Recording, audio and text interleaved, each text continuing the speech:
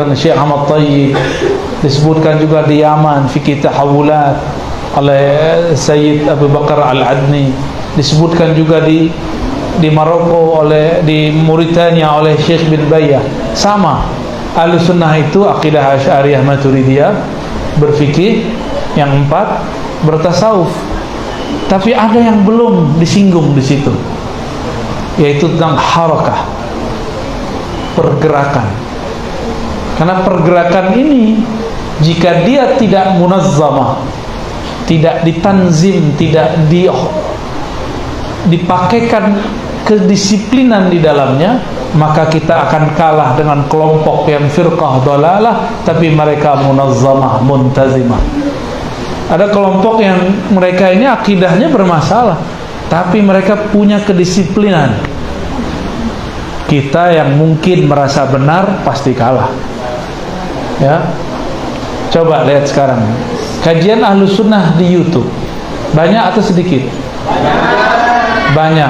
Tapi bagus nggak? Ala kadarnya. Kayak handphone lah ya. Kalau mereka enggak, mereka pakai kamera yang bagus. Nah, I'al Khairat udah punya kamera belum? Semoga dapat bantuan dana segera ya. Orang kampus kita sudah tahu, kalau nggak ada bantuan bengong. Dimaklumi ya. Ini perlu. Ini zaman sudah zaman 5.0. Maksudnya apa? Sekarang orang ngaji di Amerika bisa dilihat di Pamekasan. Masalahnya orang Pamekasan nggak mau dilihat sama orang Amerika, saking zuhudnya. Bener. Kalau mereka ngaji di Jakarta, ngaji di Hadramaut, ngaji di Mekah, ngaji di Inggris, kita nonton, masa kita nggak ditonton mereka? Kan satu. Jadi kalau 5.0 itu sesuai dengan main bola namanya. Mereka 5-0 sama kita. Saya bermimpi nanti orang-orang yang mumpuni di tempat ini diberikan tempat, diberikan ruang untuk mereka menyampaikan ide-ide cemerlangnya. Maka seminar-seminar jangan sampai nggak direkam, jangan sampai nggak di-live-kan. Sekarang kalau belum bisa kamera, nggak apa-apa, pakai handphone yang luar biasa canggih. Lebih mudah pakai handphone sekarang. Dan sekarang kameranya juga lebih cakep daripada pakai kamera harus pakai laptop, ribet. Jadi Pak Rektor cukup minta ke yayasan kamera bagus. Ya. Kamera yang bagus, harga 7-10 juta, itu dijadikan untuk dokumentasi acara-acara ilmiah, dibuat ya, seminar-seminar al-khairat. Kalau di sini misalnya ada usuluddin, apalagi tarbiyah, terus ekonomi. Nah, ini tinggal kemudian, tapi ya jangan yang ngecek semuanya kemudian di live-kan yang kira-kira berbobot tinggi. Nanti kalau nggak berbobot tinggi, udah diposting, nggak ada yang nonton, yang posting. Minta di like, yang nge-like saudaranya. Like dong video gua nih. Akhirnya keluarganya ada 7, like-nya ada 7. Setiap hari yang 7 muter 7 kali. Lumayan jadi 100. Kan kasihan begitu. Saya sering nonton Islamic lecturing di barat, tapi lewat YouTube. Dari tahun 2016 saya udah sering nonton. Sehingga saya nggak sadar kalau ngerti bahasa Inggris, British atau American, lebih pasnya American. British kurang. Ketika ada tamu dari Amerika, mereka ngomong bahasa Inggris ala Amerika. Saya nggak pernah kursus dan nggak pernah juga kuliah di luar negeri berbahasa Inggris. Kalaupun kuliah asing itu bahasa Arab full, nggak ada bahasa Inggris. Penerjemahnya mahasiswa saya lelet. Dia kalau menerjemah harus nulis-nulis dulu. Saya bilang, udah ente istirahat, istirah, biar saya nerjemah langsung. 15 menit dia ngomong, saya terjemah. Kita terjemah langsung. Dikira kita ini tamatan luar negeri, padahal luar alam Jabarut dan carut marut. Jadi ternyata kursus itu nggak mesti bayar mahal. Kita kalau untuk listening ya, denger doang, bisa lewat YouTube. Oke, kenapa sekarang ada anak-anak muda nggak nyantri, berani nyalahin kiai? Cuma karena masalah maulidan, tawasulan, dan celana jingkrang. Nih Dr. Ismail nih ahlun nar ya. Oh, coba kalau berdiri pasti di bawah mata kaki ya. Oh, Pak Camat masuk ini ya. Karena kata mereka, innallaha la yanzuru ila man jarra thawbahu khuyala. Allah tidak mandang orang yang memanjangkan kainnya di bawah mata kaki. Pak Rektor masuk. Ya, kayaknya nih semua yang ada di sini masuk semuanya. Ya. Kecuali saya pakai sarung. Kenapa berani anak muda sekarang ngomong begitu? Hasil nonton YouTube. Kita cuma berani ngomel-ngomel di belakang, kalian nih sesat, belajar kok pakai YouTube. Bukan begitu sekarang zamannya. Kita harus mengisi YouTube. Ya. Oke, sebelum ini refleksi umum, sekarang kita mulai masuk ke bagian yang lebih serius. Tantangan kita minimal ada dua saja. Pertama wasail, kedua maqasid. Wasail, wasilah, alat. Nah, ini bisa nomor 2 kita kaji. Yang penting maqasid dulu. Apa maqasidnya? Orang faham Islam dengan pemahaman Ahlus Sunnah wal Jamaah. Nah, untuk mencapai ini gimana caranya? Dulu masyayikh kita, mereka berkirim-kirim surat. Maka sekarang kenapa kita gak gunakan sosial media seperti Facebook, Instagram, YouTube untuk merekam dan memberi pengaruh di dalam dunia-dunia ini? Nah, itu wasail. Wasail ini bebas. Dulu kiai-kiai kita supaya orang ngumpul pegang rebana terus sholawatan. Bener gak? Ngumpul gak? Pada ngumpul semua. Makanya hasilnya kan nih muka-muka suka maulid semua kan ini. Ya, muka-muka matanya ngantuk kalau malam-malam selesai maulid jam 2. Subuhnya nggak tahu deh. Yang penting maulid. Jadi kiai-kiai kita dulu, mereka menggunakan apa yang dapat jadi media ngumpulin orang. Dulu ngumpul mesti offline, bener? Oke. Dulu Sunan Bonang pakai apa ngumpulin orang? Alat musik namanya. Ya. Ada lagi yang menggunakan wayang. Ada lagi menggunakan silat. Macam-macam. Kan dulu pesantren-pesantren ada silatnya. Karena di luar pesantren ada orang kebatinan sakti-sakti. Maka kiai-kiai mengumpulkan apa cara supaya orang mau ngumpul. Kita nggak usah memikirkan saya harus beli kamera, nggak, ya, yang ada aja. Nggak usah mikirin kalau begini, merekam sendiri. Kan ada orang yang rekam sendiri, posting sendiri, tonton. Jangan. Mulailah dari ngaji biasa. Ngaji biasa. Coba saya mau tanya, Al Habib Omar itu bisa ngerekam gitu nggak? Enggak, beliau cuma ngajar. Lama-lama orang datang. Di antara yang datang ini punya inisiatif. Habibna, law sajjalna, yani muhadarata. Kata beliau, ya, silakan. Akhirnya lama-lama dari Facebook, sekarang jadi TV. Namanya Earth Nabawi, udah jadi TV. Itu TV sudah buat daurah online. Udah online, Habib Umar sudah mengizinkan kajian online. Berarti beliau ini orang lama, otaknya otak baru. Kita ini hidup di zaman baru, otak masih tradisional. Kalau mau jadi santri harus datang sini. Iya, kalau jadi santri. Tapi kalau mau ngaji kan nggak mesti datang. Bisa lewat alat-alat itu. Coba saksikan Al-Habib Omar. Apakah beliau pernah mengkritisi kelompok yang mengatakan kita ahli bid'ah dengan kata-kata kasar? Pernah nggak? Ya ada. Mungkin saya lebih kasar daripada Habib Omar. Tapi Al-Habib Omar karena sudah masuk ke dunia sosial media, maka yang komentar di kolom komentarnya bukan hanya orang alim tapi juga orang jahil. Banyak nggak antum baca orang ngata-ngatain Habib Umar di YouTube? Banyak. Itu kalau dia tahu makom Habib Umar, ya sujud 70 kali ya. Itu gawat itu orang. Tapi Habib Umar memperhatikan nggak, menghiraukan nggak orang caci maki beliau?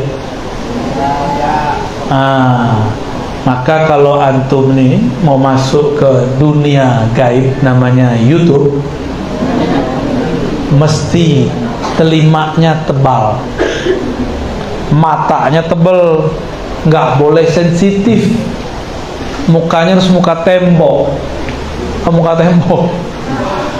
dicaci maki orang cuek aja, tapi bukan dablek, bukan orang bodoh, bukan. Ini orang masuk ke ayat Quran, la yakhafuna laumata laim. Karena saya sering menyampaikan riya itu ada dua. Pertama riya, pengen dipuji, banyak pengikut. Yang kedua riya, takut dicaci, ditinggal pengikut. Itu riya. Jadi saya ditanya sama kawan saya, Ustaz, kamu kenapa belajar ngajarin hikam? Ntar nggak takut ditinggal sama salafi, dicaci maki salafi? Gitu ngomongnya. Ntar Wahabi menyesatkan kamu loh. Loh, saya nggak ngajar hikam juga dengan sesat, mending jalan sekalian. Dan perlu kamu tahu Kiai, saya ngajar bukan untuk dapat ridho salafi. Kita ngomong begitu. Kita ini ceramah, ngajar bukan untuk membuat ridho umat. Kita pengen membuat ridho Allah Subhanahu wa ta'ala.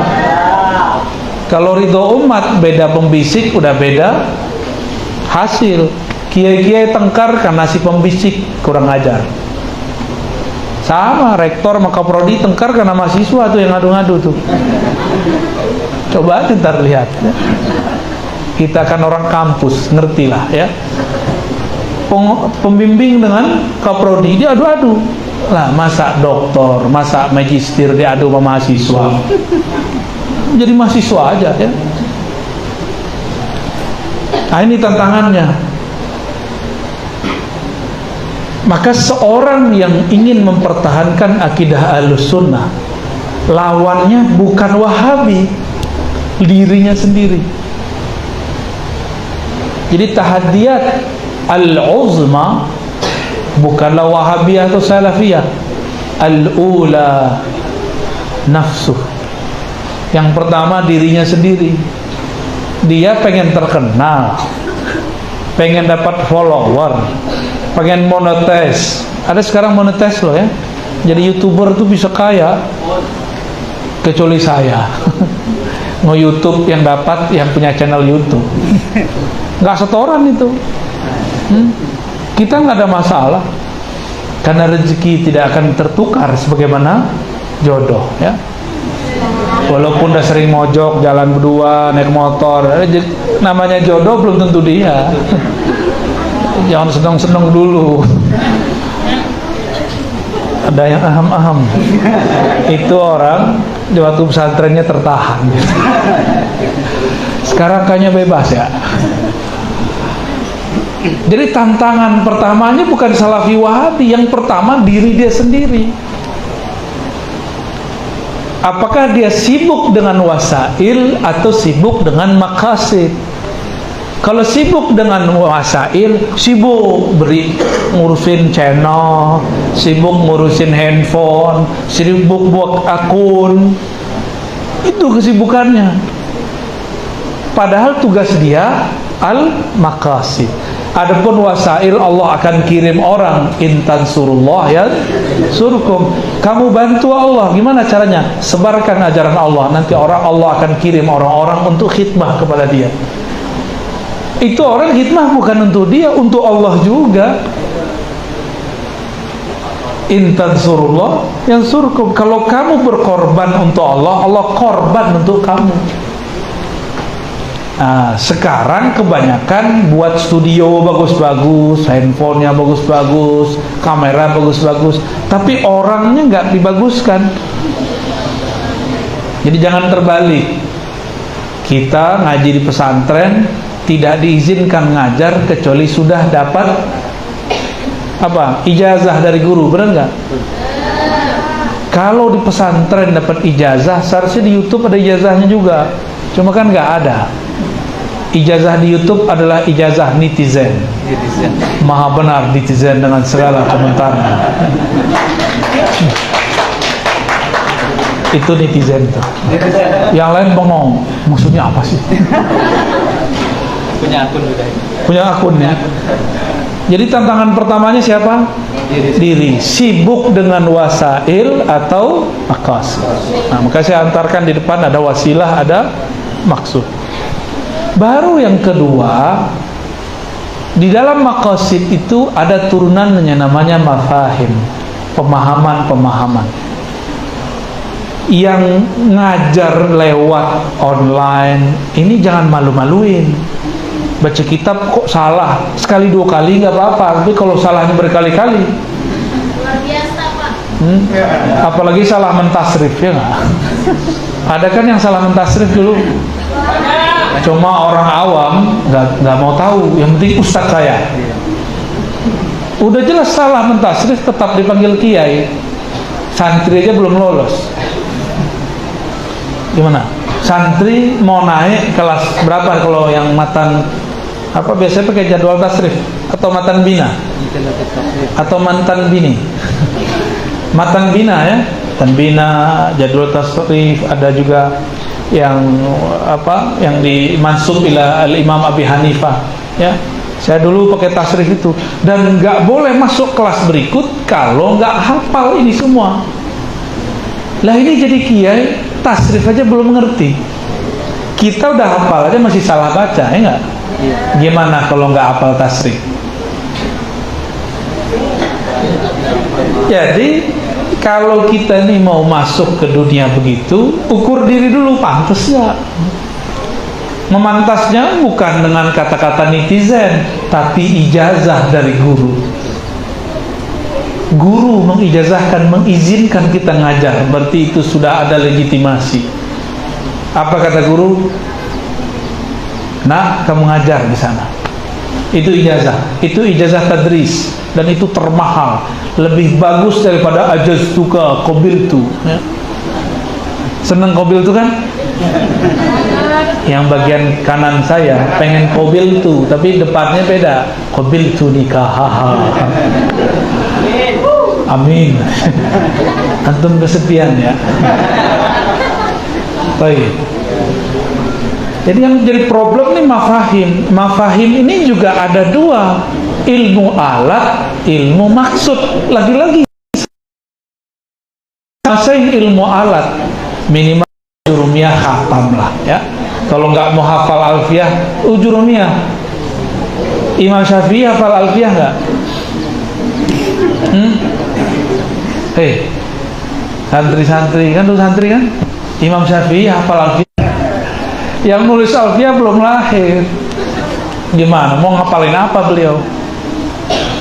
Berarti untuk menjadi mujtahid nggak mesti hafal alfiyah, gitu maksud saya. Yang penting menguasai uslubul lughah, nahunya, sorofnya, balaghahnya dengan oke.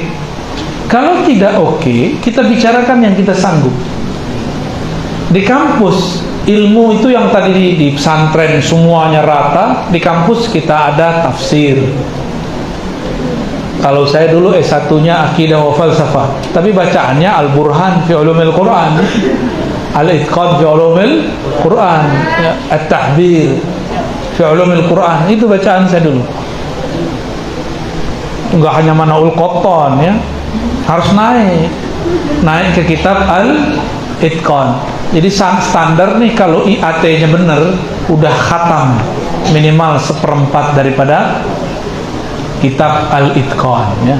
Semoga nanti begitu, amin. Zaman sekarang orang udah bosen, di Jakarta orang udah bosen pakai slide, di Pamekasan masih pakai slide ngajar, pakai kitab Pak sekarang. Orang pakai tablet nih, colokin, buka PDF di situ, kitab PDF-nya diobrak-abrik.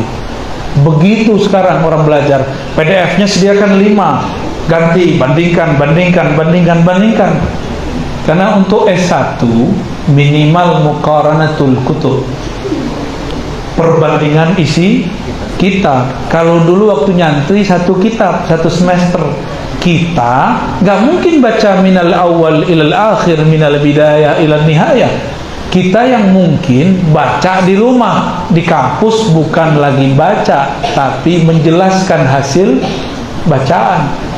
Dari 2012 saya sudah ngajar begitu, muqaranatul kutub, bawa 2 atau 3 kitab sekali masuk, tapi ada kitab panduan utama yang kita nggak keluar dari materi itu kitab.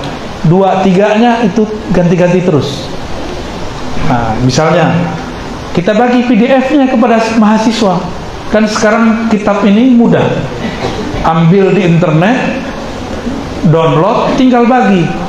Ngomong, kamu download ini ya, ini ambil, besok kita mau bedah halaman sekian. Begitu sekarang modelnya. Nanti mahasiswa, Masya Allah, tamat dari Al-Khairat sama dengan tamat di London. Insya Allah. London apa nih? London lockdown. Baik. Jadi ilmu alat ini penting. Cuma yang paling penting ilmu maksud, memahami teks. Maka di situ ada keahlian-keahlian. Wala taqafu ma laysa laka bihi ilm. Jangan komentar kalau nggak ngerti. Kalau kita takhususnya ilmu akidah, kita ngomong ilmu akidah. Kita takhususnya ilmu fikih, bicaralah ilmu fikih.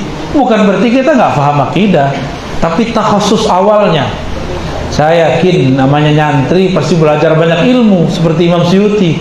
Tapi kan ada kajian tertentu kita nggak perlu mikir untuk membahasnya. Benar nggak? Saya punya kawan, kalau dia bahas akidah kepalanya kayak mau pecah. Firqah Mu'tazilah, Qadariyah, Al-Quran makhluk, macam-macam, pusing dia. Tapi kalau sudah bahas bahsul masail, qawaid fikih yang 200 mukhtalaf, dia hafal di luar kepala, hafalnya di luar. Lumayan. Diajak ngomong ilmu tasawuf, pusing kayak muntah-muntah. Ngakuan-ngakuan ulul ittihad apa itu ya? Ibn Arabi apa itu? Pusing-pusing. Saya mau beragama santai aja. Makanya nggak pernah jadi spesial, karena mau hidupnya santai, ngajinya santai. Imam Ghazali itu orang serius, baru santai. Antum belum apa-apa udah santai duluan, akhirnya nggak jadi apa-apa. Imam Abu Hamid Ghazali itu orang paling serius sejagat di zamannya. Tapi ketemu Abu Ali Al-Farmadi langsung jadi santuy setelah berguru. Ya. Jangan santai duluan, kaum rebahan ya. Senang rebahan kan? Rebahan sambil nonton, rebahan sambil melihat wajah dia. Ini Pak Camat aja masih dicurigai ya. Maaf Pak Camat ya, jangan diusir ntar saya dari pengawasan. Baik. Ini penting ya. Jangan bicara hal-hal yang enggak kita kuasai. Di luar sana, ini baru kita keluar. Tadi masalah diri, sekarang masalah di luar kita. Tantangan kita di luar tidak hanya Wahabi, ada namanya Syiah. Kan di sini apa di Sampang ya, yang terjadi cekcok itu bener, itu beneran Syiah, beneran Syiah. Oke, berarti bukan hoax ya. Itu baru 2, ada Syiah, ada Wahabi. Dan yang paling lucu apa? Syiah itu menganggap Wahabi sesat, Wahabi menganggap Syiah musyrik. Kita jadi penonton atau ikut? Ternyata Wahabi menuduh Syiah itu bukan hanya Syiah yang di Sampang. Kiai-kiai yang suka maulidan, ziarahan, tawasulan itu dituduh Syiah. Kiai-kiai yang bertorikot dituduh Syiah karena sanad tarekatnya ke Sayyidina Ali. Dituduh Syiah, dia nggak ngerti Syiah itu apa. Dan orang yang dianggap ulama di Jakarta ditangkap barusan itu pemahamannya seperti itu. Dia mengatakan Syiah itu sufi secara tidak langsung dan langsung. Syiah itu orang yang tawasulan.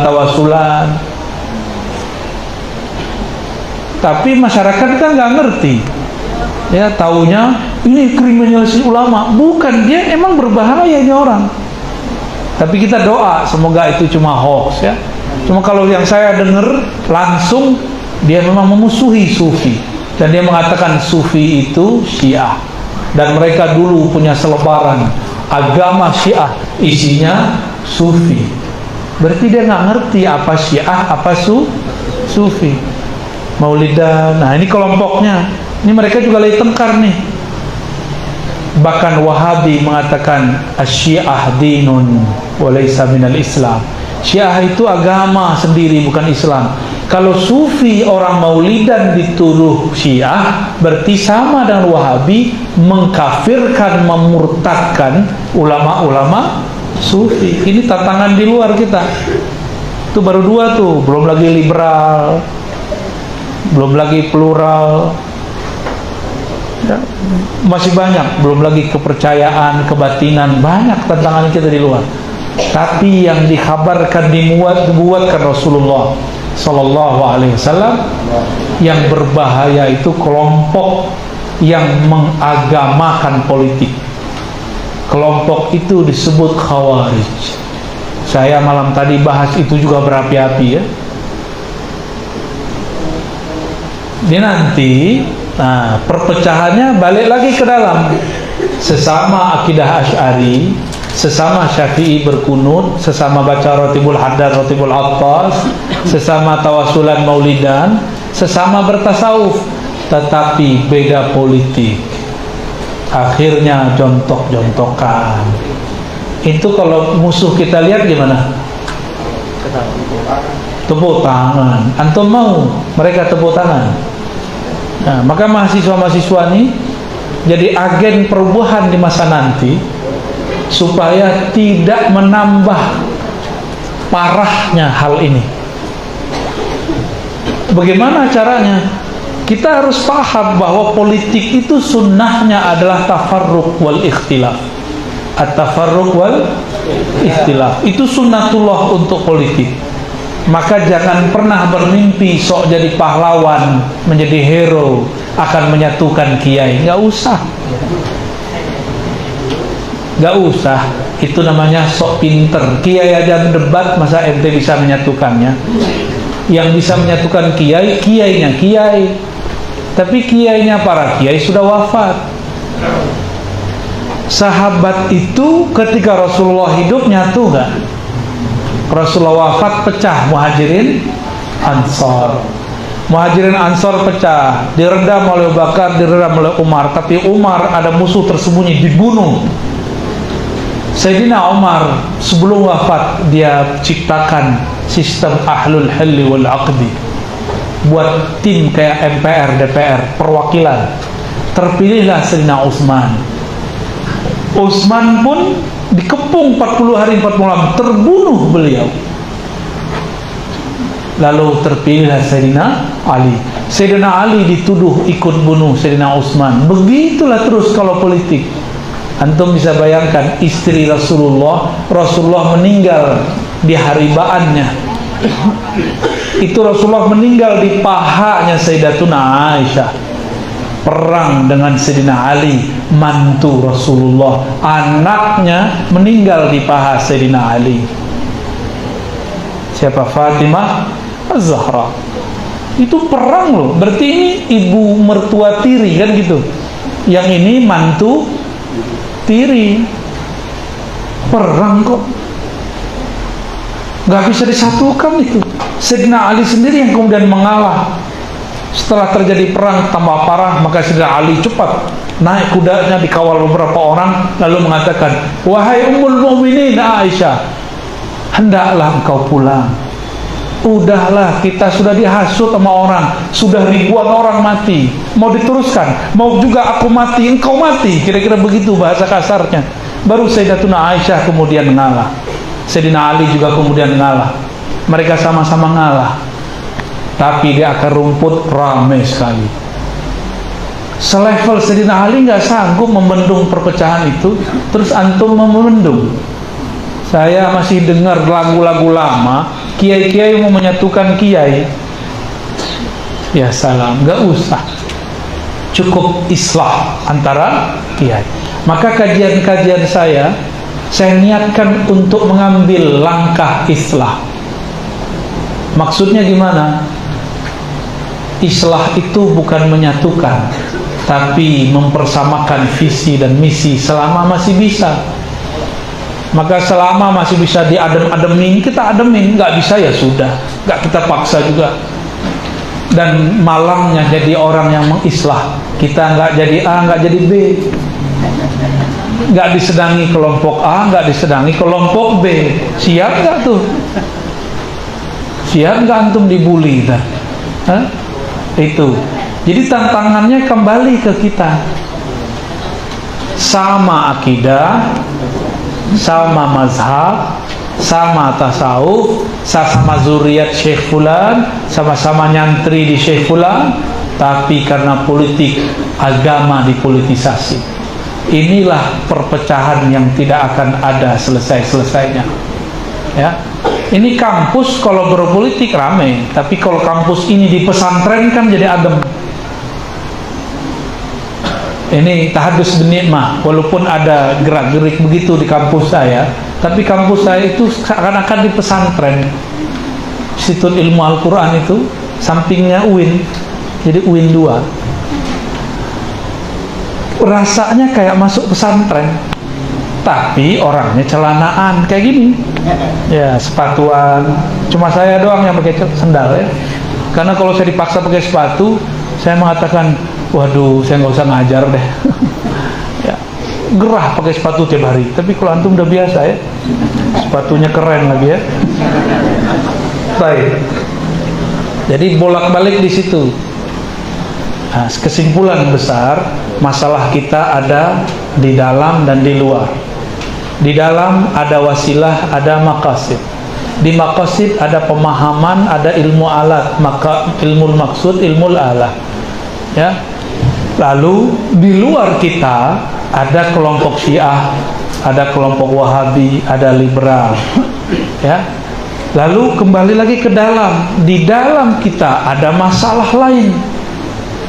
Akidah sama, mazhab sama, tasawuf sama, guru sama, nasab sama, tapi kecenderungan politik dan saya sedih kok para kiai mau dimanfaatkan para politikus-tikus.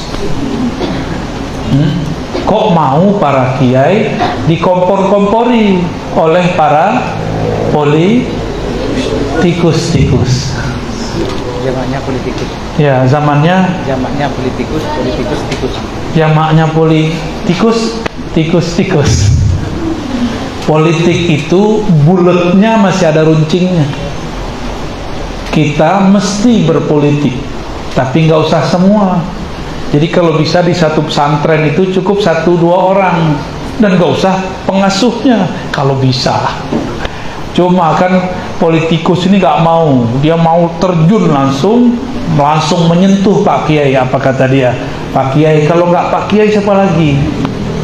Itu kalam dari zaman Nabi Adam sampai sekarang sama. Pak Kiai, kalau nggak Pak Kiai siapa lagi?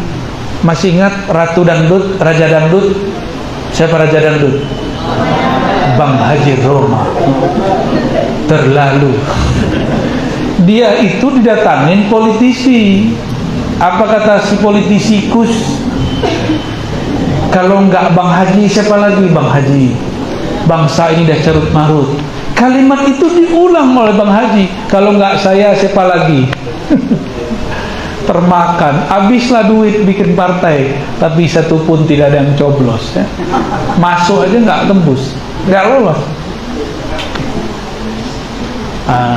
Semoga para kiai kita mulai melek, tidak hanya melek pikirannya, juga melek kolbunya.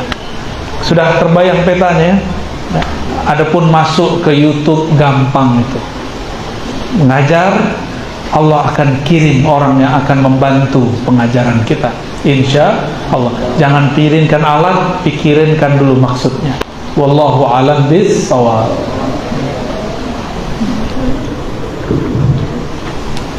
Alhamdulillah, pencerahan telah kita dapatkan dari beliau sesuai dengan tema seminar kita pada hari ini. Kita telah menemukan atau beliau telah menguraikan benang kusut tantangan Azwaja di era saat ini, di mana bahwa tantangan internal adalah diri kita sendiri, kemudian mafahim kita, sehingga kemudian kita menjadi lemah, ditambah lagi dengan kemungkinan adanya tantangan yang dari luar yang cukup berat, ialah paham-paham yang segala macam itu dengan bingkai bentuk rupa dan segala macamnya, semuanya cukup membahayakan dan menyusahkan kita semua. Dan di era saat ini yang lebih keren dalam bahayanya adalah politisasi agama atau mengagamakan politik, sehingga sesungguhnya ada istilah itu adalah rahmah, dalam kenyataannya menjadi siksaan bagi kita bersama. Utamanya kalau kita melihat para masyayikh, para kiai, para guru kita yang tafarruq itu. Beberapa hal konsep telah disampaikan oleh beliau, dan tentunya kita butuh untuk mendalami lebih lanjut dalam konsep-konsep yang disampaikan. Maka berikutnya kita buka sesi dialog. Untuk sesi pertama saya coba untuk 3 penanya. Pertama di sebelah utara, pertama 1. Yang kedua dari mahasiswa, yang dari mahasiswa 1. Kemudian ini ya, monggo dipersilakan 3 penanya, kami persilakan di awal, kami sampaikan, kami persilakan dimohon untuk memperkenalkan diri. Terima kasih yang disampaikan. Saya hamba Allah Abdullah. Sama berarti. Abdullah. Ya Abdullah. Ya Allah. Bismillahirrahmanirrahim. Saya lebih tertarik dari seminar ini justru bukan tantangannya, tapi lebih pada bagaimana strategi menghadapi tantangan. Kalau tantangan kita mungkin bisa banyak dibaca dalam beberapa referensi. Cuman sekarang strategi menghadapi tantangan itu apa saja yang perlu kita kita siapkan, terutama dalam konteks kampus dan mahasiswa. Jadi lebih mungkin kalau dalam bahasa Arab ad-difa an ahlussunnah wal jamaah, lebih pada bagaimana difa kita terhadap ahlussunnah wal jamaah yang memang sudah dirawat dengan bagus di Indonesia, tapi sekarang diajak-ajak oleh beberapa kelompok yang memang kita mungkin harus menghadapi mereka dengan semua piranti keilmuan yang bisa mengcounter.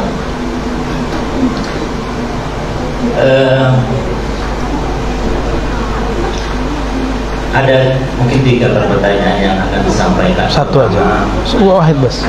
Ya. Wahid bas. Mohon pengertiannya. Ya. Mungkin satu pertanyaan untuk memberikan kesempatan kepada yang lain. Saya rasa, tapi mungkin nantinya jawabannya itu mungkin mungkin jawabannya singkat nanti. Ada kan sudah saya sebutkan mulai tadi saya nyatat, jadi dihargai lah. Bismillahirrahmanirrahim. Pertama,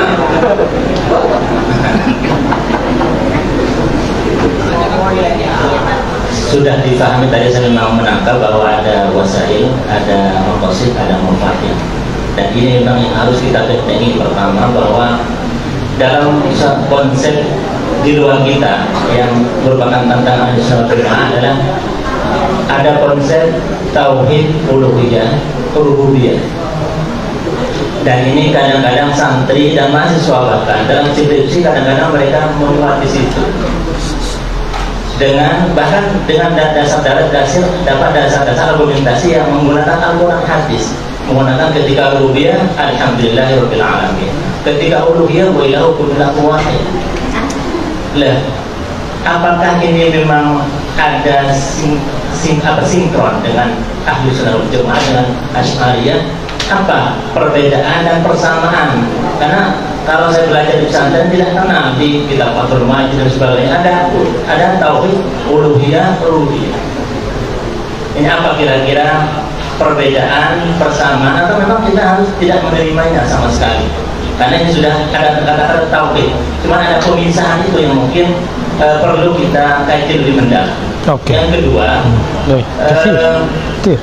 bahwa kadang-kadang teman-teman kita, mahasiswa bahkan dosen, ada juga yang ketika ada penulisan skripsi itu ternyata referensi itu juga referensi yang tokoh-tokoh yang tidak dikenal di Ahlussunnah wal Jamaah. Jadi mohon di sini Bapak Dr. Rozi untuk menjelaskan nama-nama tokoh yang kiranya itu merupakan tantangan Ahlussunnah wal Jamaah dan persiapan apa saja, terutama karena tantangannya di persiapan ilmiah bagaimana, persiapan medianya bagaimana, persiapan dananya bagaimana, karena mereka punya dana yang besar untuk mensiarkan apa yang mereka yakini dengan konsep-konsep akidah mereka. Ini kita juga harus punya strategi yang baik. Terima kasih. Oke, lanjut pertanyaan kedua mahasiswa. Ya, yang tidak pakai pokok yang terbedakan.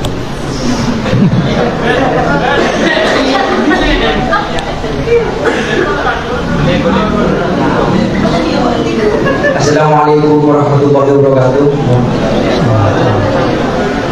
Saya Ahmad Abdillah Irfi Putrawan dari Prodi PAI ingin menanyakan Buya. Kita sebagai seorang santri kan biasanya sabina wakofna pada guru kita, kepada kiai kita. Terkadang kiai kita itu juga mengikuti suatu politik di mana politiknya akan berujung kepada kemonatikan. Seperti itu Buya.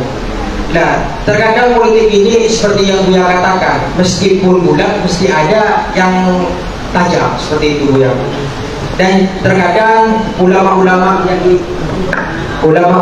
diikuti ulama kita terkadang menunggangi politik atau politik yang ditunggangi, sehingga menjadi condong bahwasanya sebagai santri harus menjadi yang mana, karena banyak ulama yang sekarang digunakan untuk politik. Pertanyaannya saya, bagaimana ciri-ciri ulama yang bisa kita ikuti, bisa kita dengarkan dan bisa kita ikuti secara utuh ciri-cirinya Buya? Terima kasih Buya. Oke, terima kasih. Selanjutnya yang silakan. Yang mahasiswi nggak ada. Assalamualaikum warahmatullahi wabarakatuh. Assalamualaikum warahmatullahi wabarakatuh. Terima kasih Buya atas ilmunya yang luar biasa. Dan saya Muhammad Taufik, mahasiswa S3 Malaysia. Nah, dulu sempat di Al-Aqab, dan apa yang dengan Buya itu betul bahwa Ahlussunnah itu butuh tanding.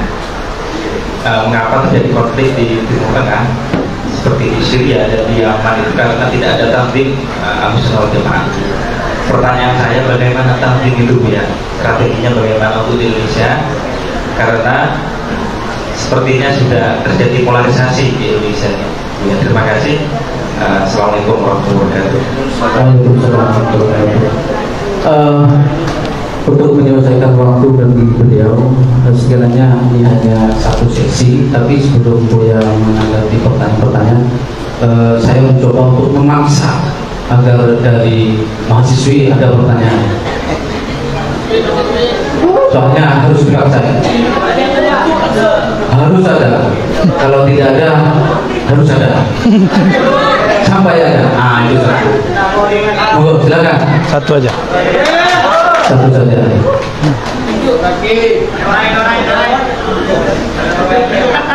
Assalamualaikum warahmatullahi wabarakatuh.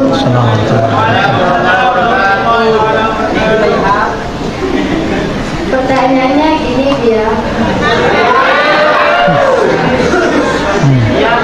Nah, di sini temanya tantangan Ahlus Sunnah wal Jamaah. Yang disampaikan Buya tadi katanya tantangannya itu dari diri kita sendiri. Kalau misalnya kita itu ragu apakah kita ini benar Ahlus Sunnah wal Jamaah, itu bagaimana? Oke. Sekian dari saya. Assalamualaikum warahmatullahi wabarakatuh. Ya, Ansi. Ada 4 pertanyaan. Mungkin beliau sudah menangkap seluruh sisi pertanyaan itu. Boleh dipersilakan. Hamba Allah, saya juga hamba Allah Pak ya.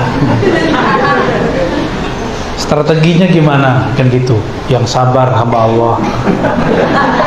Kita juga sedang memetakan strategi karena kita habis diporak-pondandakan.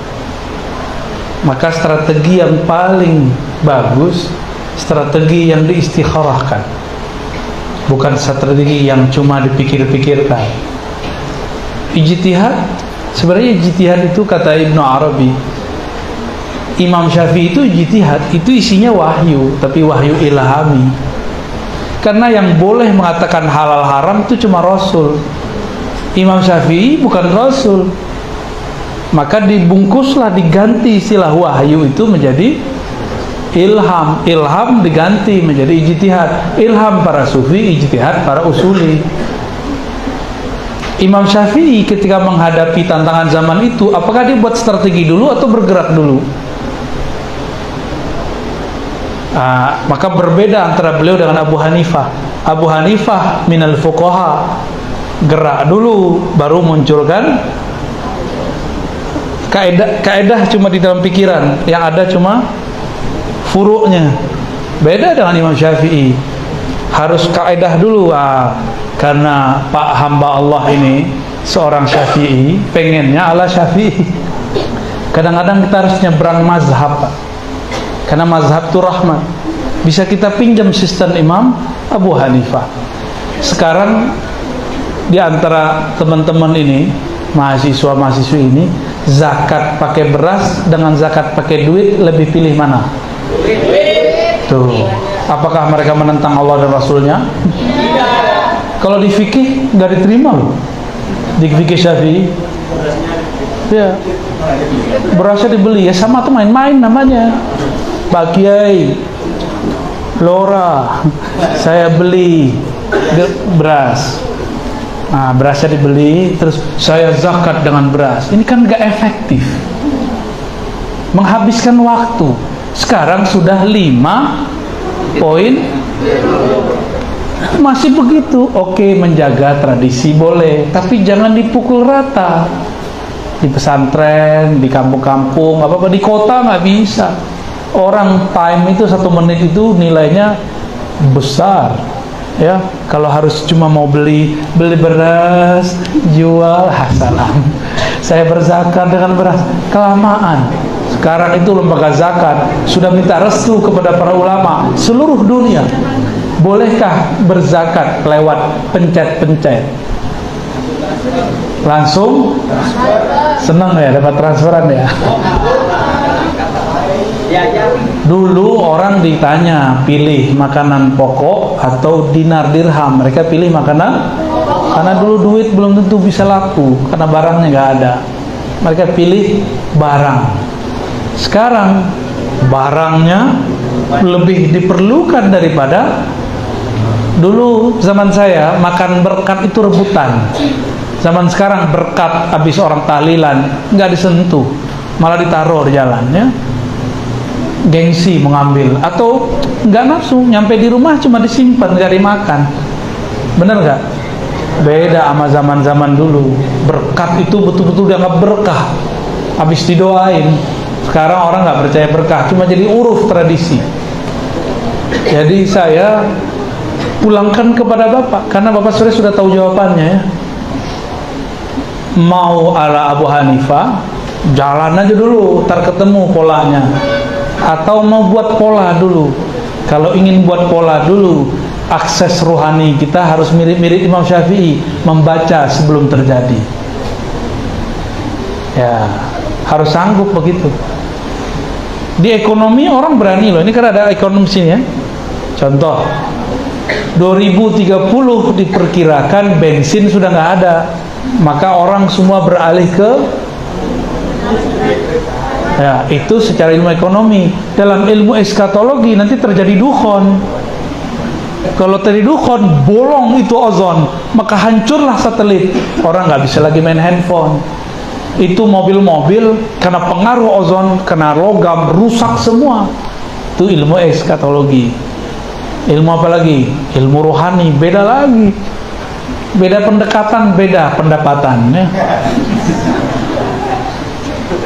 Tergantung mau yang mana Pak. Dan saya tidak dalam rangka merumuskan ya.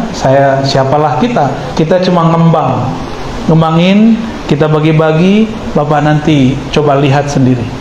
Untuk Pamekasan cocoknya apa ya. Di mana-mana kelompok yang jadi muskilah lil muslimin Wahabiyah. Itu diakui oleh Syekh Ahmad Karim, siapa namanya? Itu doktor di Al-Azhar. Dia menemukan semua mazhab dapat saya pertemukan kecuali satu mazhab la mazhabiyah, yaitu kelompok Wahabiyah. Itu udah masuk belum ke Pamekasan? Kayaknya nggak laku ya. Tapi nggak masuk di dunia nyata, masuk lewat handphone. Ini kabar buruk. Aparatur negara kita seperti polisi, TNI pun kesusupan. Kan nggak bisa diatur. Anggotanya itu nonton apa bisa diatur nggak? Mau tidur nyetel apa, bangun tidur nyetel apa, nggak bisa diatur. Jadi aparatur negara kita sudah mulai kesusupan itu. Dan saya menemukan di lapangan, mereka ada yang tidak senang sama kita, malah kemudian ingin mempermalukan kita. Di kampung saya sendiri, terjadi itu. Jadi udah merasuk kemana-mana ini. Pamekasan insya Allah kiainya masih banyak ya.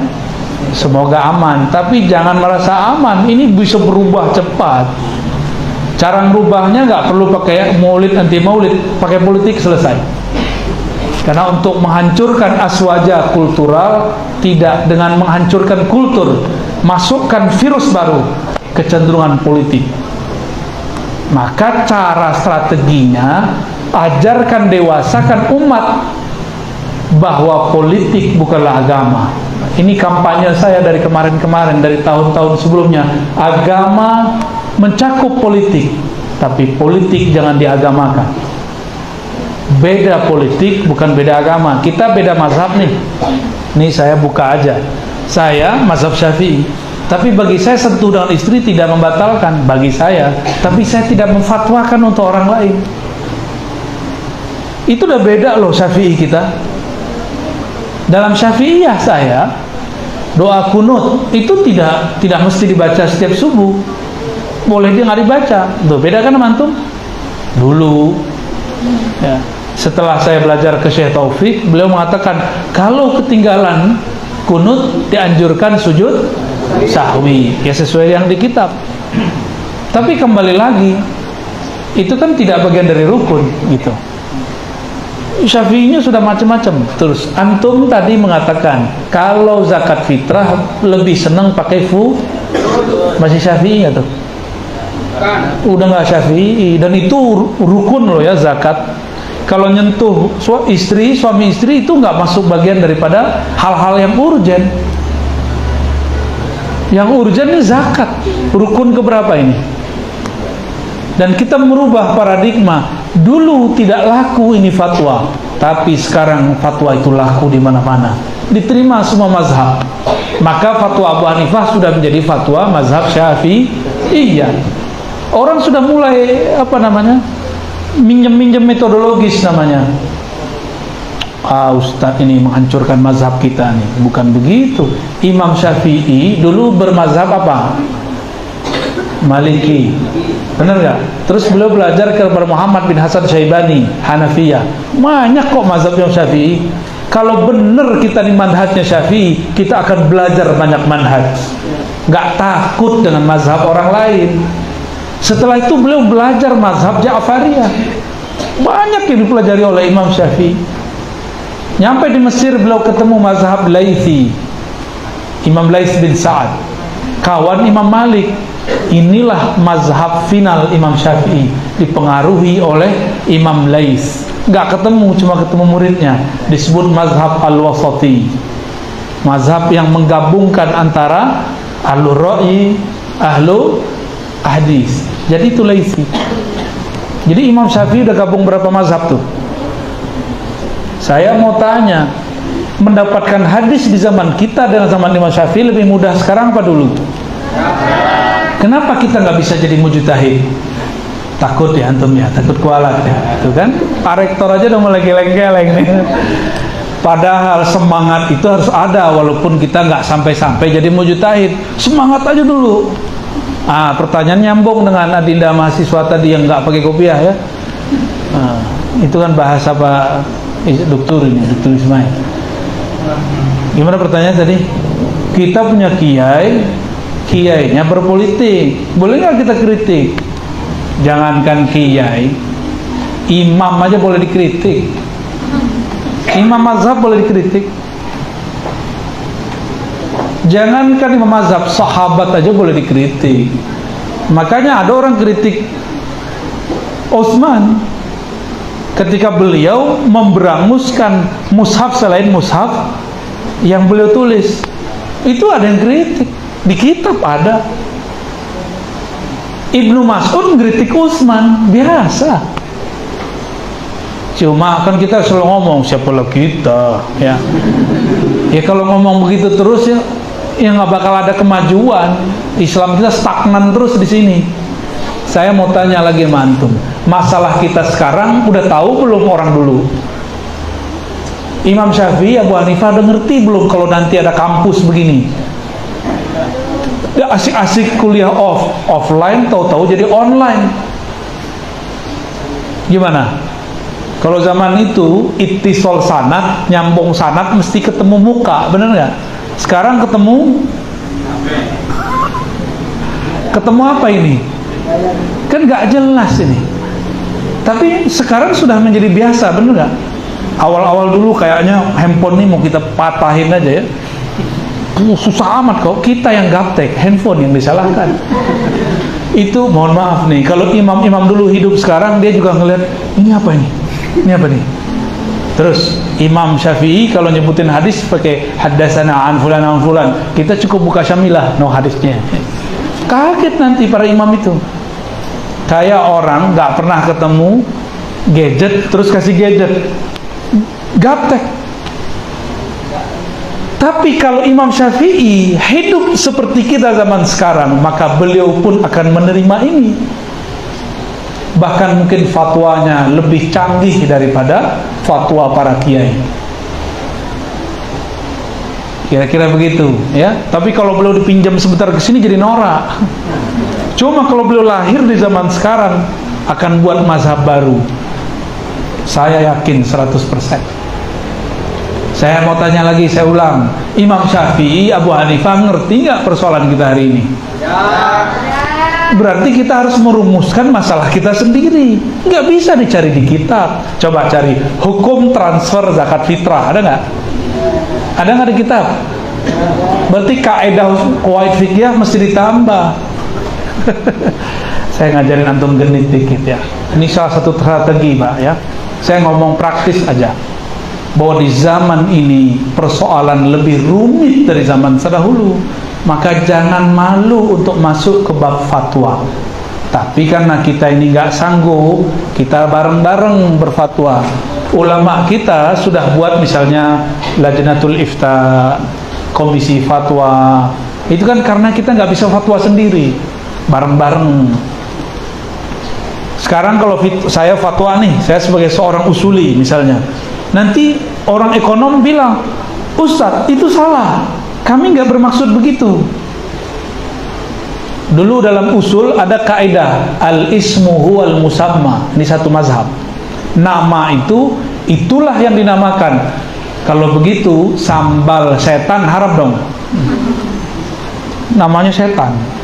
Hotdog. Apa arti hotdog? Haram dong. Hot sama dog. Atau kecuali antum memfatwakan halal makan guguk. Ya. Bakso kalau di Cina pakai babi, pakai kodok. Wow, enak sekali. Coba bakso nyampe di Pamekasan pakai apa? Daging apa? Sapi, terus ayam, daging cicak juga. Namanya sama, tapi barangnya berbeda. Berarti pakai mazhab kedua, al-ismu ghairul musamma.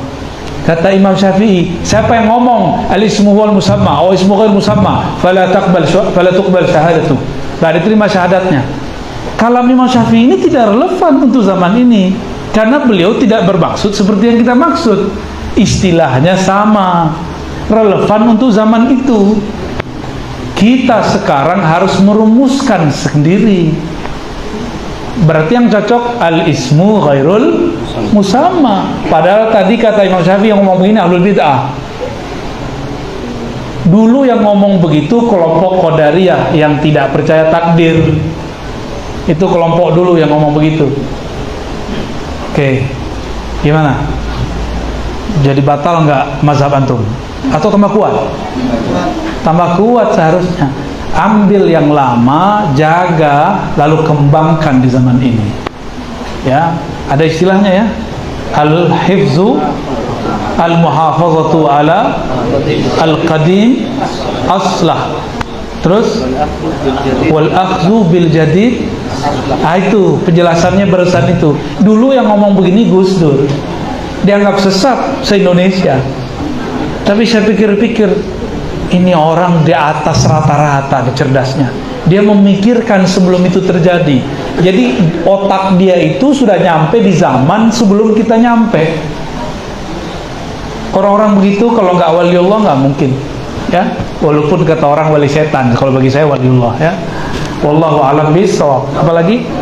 Tadi yang perlu ditambahkan dari mengenai rububiyah dan uluhiyah. Ya, sama istilah uluhiyah rububiyah ada di kitab. Cuma di Fathul Majid nggak ketemu ya. Kalau mau ketemu ada di kitab Sirajut Thalibin karya Kiai Ihsan Jampes. Juga ada di Al-Fiqhul Akbar yang disyarah oleh Al-Imam Mula Ali Al-Qari. Kita sunnah semua. Cuma mereka tidak bermaksud seperti yang dimaksud oleh Ibnu Taimiyah. Ibnu Taimiyah mengatakan tauhid yang diterima tauhid uluhiyah. Rububiyah nggak diterima, nggak cukup. Rububiyah itu meyakini bahwa pencipta hanya Allah. Uluhiyah hanya menyembah Allah. Bagi Wahabi, tawassul itu menyembah. Kalau orang mengatakan la ilaha illallah tapi dia masih tawassul, berarti dia belum uluhiyah. Versi siapa? Wahabi. Bagi kita itu satu paket. Maka saya tanya malam tadi ya, di mana tuh nama tempatnya? Pamekasan Utara sih. Bapak-bapak yang tawassul ini nyembah Rasul atau nyembah Allah? Semuanya sepakat nyembah? Nggak ada yang nyembah, nggak ada yang nyembah yang ditawasulin, nggak ada. Kita tawasul karena cinta, bukan karena kita menyembah mereka. Jadi mereka punya definisi sendiri, Pak. Bagi dia al-ismu huwa al-musamma. Jadi dia buat definisi sendiri, dia haram-haramkan sendiri. Saya ini bukan orang NU, Pak. Ini saya kasih tahu ya. Di NU ada satu jargon, Islam Nusantara. Di kampung saya itu orang benci semua dengan NU, plus dengan, kecuali beberapa kelompok, plus dengan jargon Islam Nusantara. Dalam sebuah ceramah di Pekanbaru dan di Sumatera Barat ya, Pekanbaru di Riau, ada orang nanya, Ustaz, itu Islam Nusantara itu sesat. Kebetulan ada pengurus cabang wilayah NU di situ. Tunggu Pak penanya, kita konfirmasi dulu kepada orang NU, maksud Islam Nusantara apa? Lalu dijawablah masih Pak Kiai ini, Islam Nusantara adalah akidah Ahlussunnah Asy'ariyah Maturidiyah bermazhab fikih dan bertasawuf. Saya tanya lagi, Bapak definisi Islam Nusantaranya apa? Islam Nusantara itu sholat pakai bahasa Pamekasan, sholat pakai bahasa Madura, bahasa Jawa. Saya tanya lagi, itu definisi Bapak dapat dari WA atau dari ADART NU? Dari WA. Jadi wajar, akhirnya buat definisi sendiri, batalkan sendiri, unlike sendiri, sama dengan Ustadz pengen terkenal, pengen viral, videoin diri sendiri, posting sendiri, tonton sendiri, komen sendiri, Masya Allah, Tabarakallah. Sama dengan itu, ya. Paham maksud saya ya?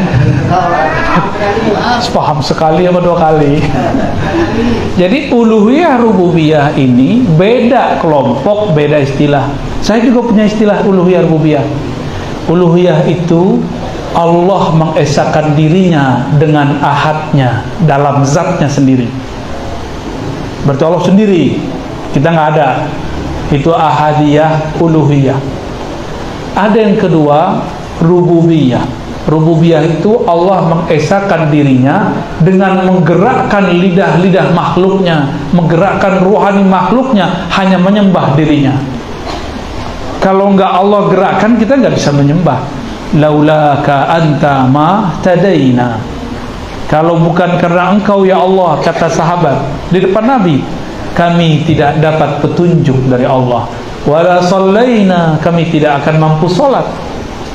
Jadi sholat itu makom rububiyah.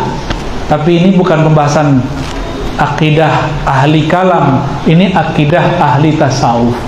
Di akidah ahli tasawuf orang boleh buat istilah banyak-banyak, yang penting sudah merasakan.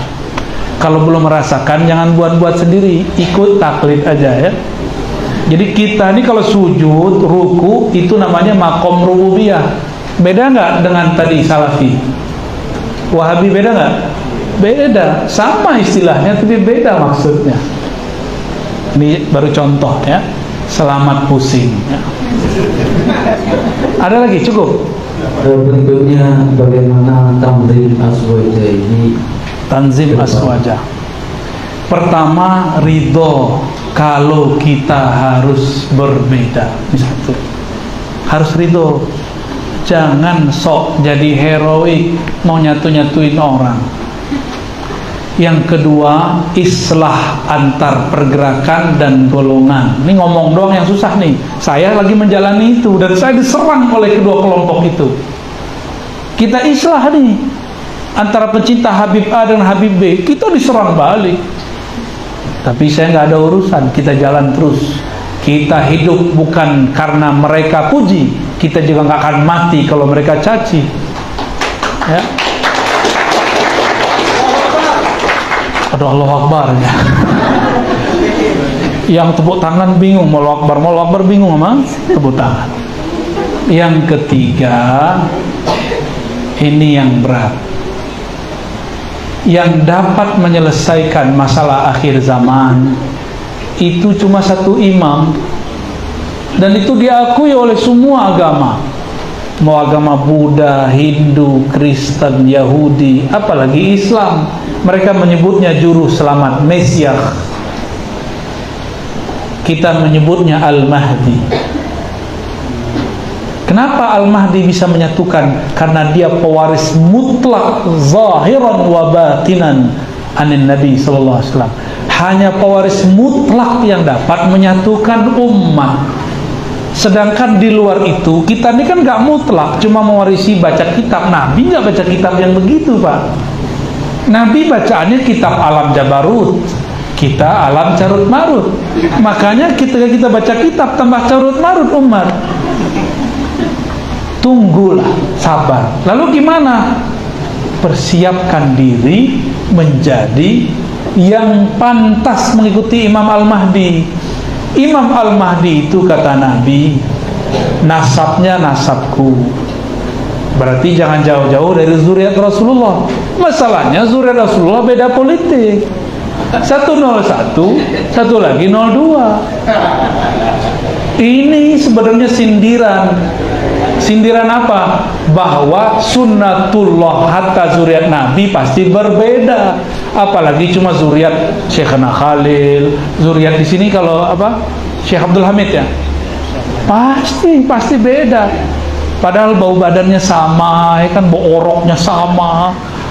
Tapi pasti beda karena yang masuk di sini beda. Itu akan berbeda. Siap nggak dengan berbeda itu? Ya.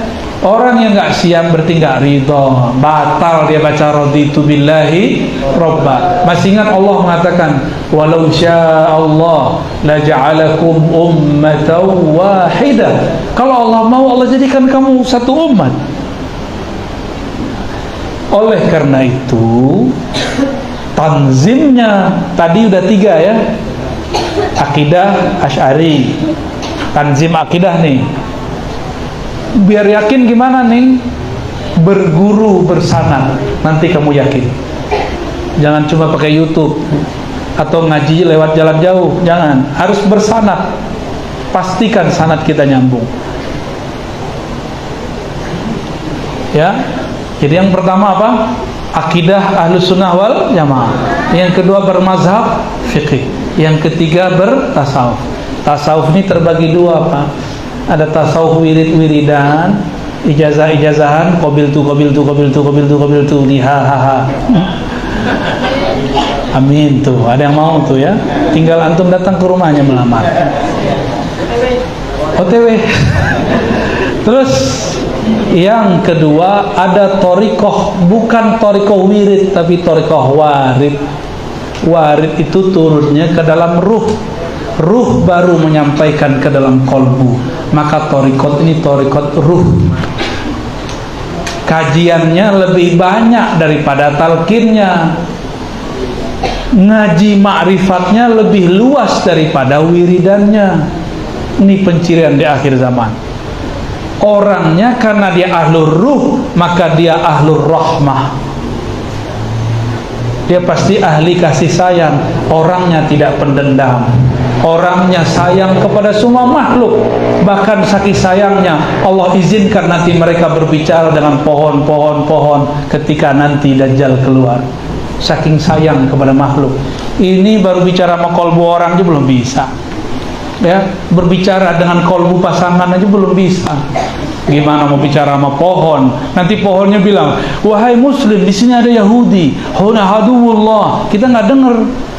Yang kita lihat pohonnya berdiri aja. Hanya orang-orang yang ahli kasih sayang ini yang Allah nanti pilih.